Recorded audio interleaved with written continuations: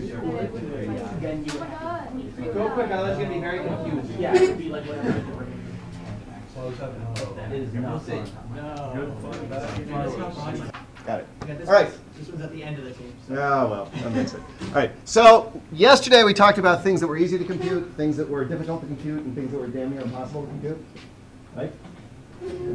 Today we're going to things that we can't compute. Ooh, kinky. All right.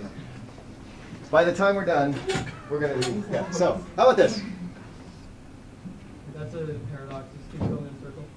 Oh yeah. So I remember this from the first Star Trek episode, or a Star Trek, the original Star Trek, right? Spock, Kirk, right? And they landed on this planet of evil robots, and the evil robots were getting ready to take over the galaxy, and they'd already imprisoned phones and everything else, and it was a very desperate situation. And Spock couldn't come up with a solution for it, and finally, Captain Kirk went over to the meanest, ugliest, nastiest robot of them all, and stared right in his eyes and said, "I am lying." And the robot stopped a minute and said, "He's lying, then he must have been telling the truth. But if he was telling the truth, then he was lying. But if he was lying, he must have been telling the truth. But if he was telling the truth, he must have been lying." And smoke started coming out of the robot's ears, and finally his head just went poof and exploded. And so then all the members of the Enterprise crew had to do was go find every robot and stare in the eyes and say, "I am lying," and then all the robots exploded, and the galaxy was saved. Until the next episode. Until the next, yeah, until the Triffids arrived. Okay, so yeah, it's neither true nor false, right? Can't be true, but it can't be false either. Uh-oh. And it's not alone. I like this one. On a submarine, the cook only cooks for everyone who doesn't cook for themselves. So, who cooks for the cook? Well, it can't be the cook, because he cooks for people who don't cook for himself, so it couldn't be him. But it couldn't be somebody else, because the cook cooks for everybody who cooks for somebody else.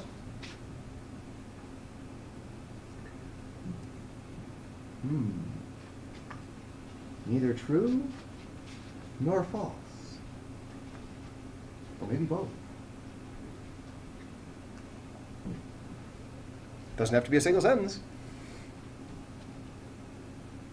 Well, if the first sentence is false, then the next sentence must be true, but then that would mean this couldn't be false. Is your head starting to hurt? Now, for a while, people thought that this was just a defect of language, right? That our language is imprecise. Human language is imprecise, and so you can't really make, statements like this for real. There's still really a true or false. It's just language that's getting in the way until the mathematicians took over. And I didn't do this in the mathematical sentence, but does the set of all sets contain itself?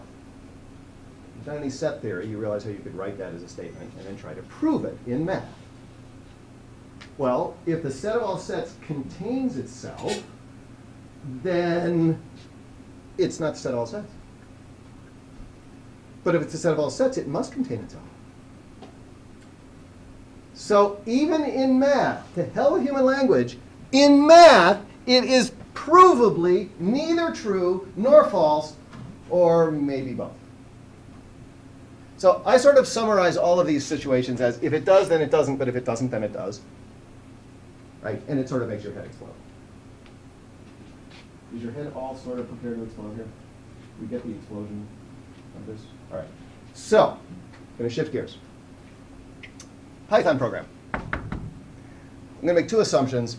One is that we have an infinite word length, so nothing ever overflows. Right? You never get an arithmetic overflow. And second, that we're only dealing with unsigned numbers. Does it ever stop? What do you think?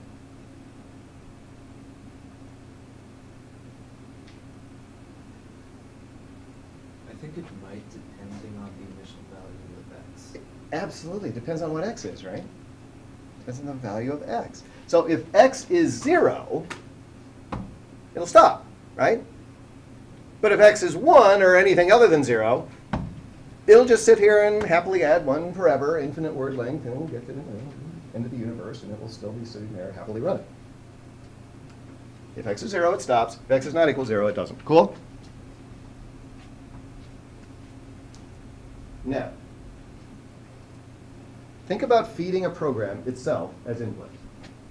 Now, we sort of do that, right? Idle is a Python program. You feed it a Python program, so there's no reason that we couldn't feed idle itself. And it would work. Right? And we know that all input is really just ones and zeros anyway, right? Even when we type characters in, it's just ones and zeros. So if I feed itself as its own input, which I can certainly do, one of two things will happen. It will either eventually stop, in which case I'm going to call it self-terminating. So remember this idea of self-terminating. Self-terminating means if I feed it itself as input, it stops. And then non-self-terminating is obviously the reverse. Right? So a program either is or is not self-terminating. Right? If you feed it its input, it will either stop or it will never stop. One of the two. Can't be a maybe. Right?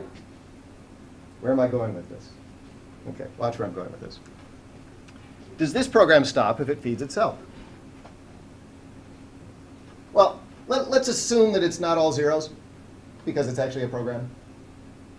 A program that's all zeros would probably not be very interesting. So let's assume it's got at least some ones in it. So if the program has some ones in it, when I look at it, then I feed it this thing, and as we said before, if x is not 0, this thing will never stop, right? So it is not self-terminating. It will stop. With me? Nod your heads. Okay. Is this one self-terminating?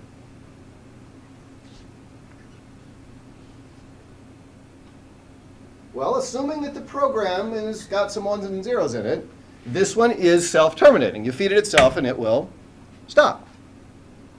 Cool? Yeah, self-terminating. So I've got one little simple self-terminating program, and I've got another little simple non-self-terminating program.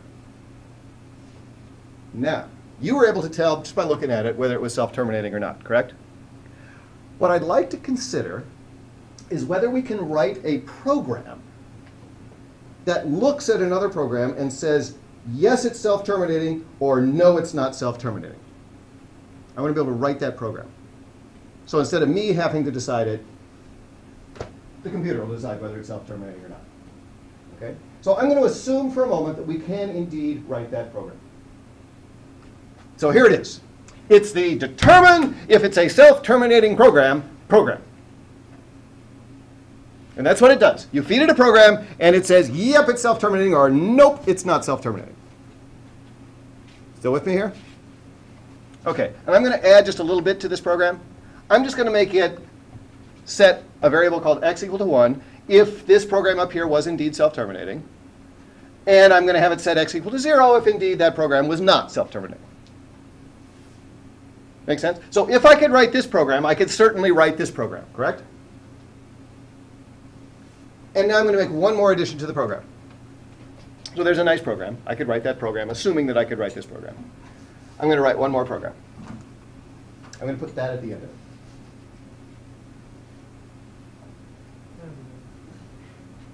Okay? So if this program up here is self-terminating, then x will be set to 1, and this program will not terminate. With me? If this program terminates, this one won't. But if this program is self-terminating, I'm sorry, if this program is not self-terminating, then I will set x to 0, and this one is. Yes? If this program is self-terminating, this one isn't. If this program is not self-terminating, this one is. Anybody guess what I'm going to do next? I'm going to feed this program to itself.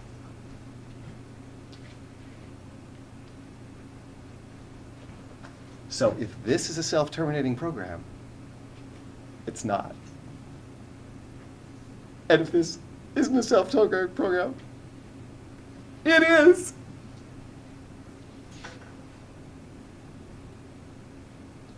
If it does, then it doesn't. If it doesn't, then it does. I mean, follow this through. If this is self-terminating, then x is going to set to 1, and this will loop forever, and so it's not self-terminating. It's the same program. If it's not self-terminating, then it's going to set x to 0, and this will be self-terminating, and so it is. Therefore, I can't write that program. That program does not exist. I cannot write a program that determines if it's self-terminating, because if I did, I could do this to it, and then I'd have it do both. Can't happen. Has to be one or the other. It's a computer. Has to be one or the other. This is probably the most famous conundrum in all of computing science. It's called the halting problem. So when you're having the 4 a.m. discussion after several beers and other controlled substances up in the fraternity house, and computer scientists get together and have these heated battles, you know, across the room, and slurring their speech and almost falling asleep, and some of them are asleep. Oh, well, that reduces to the halting problem. No, I don't think it does, because, well, yes, it does reduce, no, that does, and then you all fall asleep and, you know, get up with a big hangover. But that's it. This is the halting problem. There are some programs that we cannot compute on a computer. No matter how hard we try, no matter how many processors we throw at it, no matter how creative our algorithms are, it is provable that you cannot build that program. It turns out that trying to figure out whether an operating system will ever generate a blue screen of death reduces to, what do you know? The halting problem. You can't do it. You cannot write a program that would take an operating system and say, yeah, it's good, it'll never generate a blue screen of death. Can't be done. You cannot take a program, as we'll see later, and see if it has any race conditions in it that would cause it to go into deadlock. Can't be done. Reduces to the halting problem. That company you were going to start to make the new multi-billion-dollar program because it's a thing that's really hard to do? Yeah, well, it turns out it can't be done. Now, often you can constrain the problem a little bit, and if you constrain it, you can get rid of the halting problem thing, and so you can solve some very difficult problems that are close to the halting problem, but not the halting problem. Now, this leads to another question. So, if that's something a computer can't do, could a human do it? Could a bunch of humans do it? I was able to look at those programs and tell whether they were halting on. Are there things that humans can do that computers can't? Or is your brain just a computer?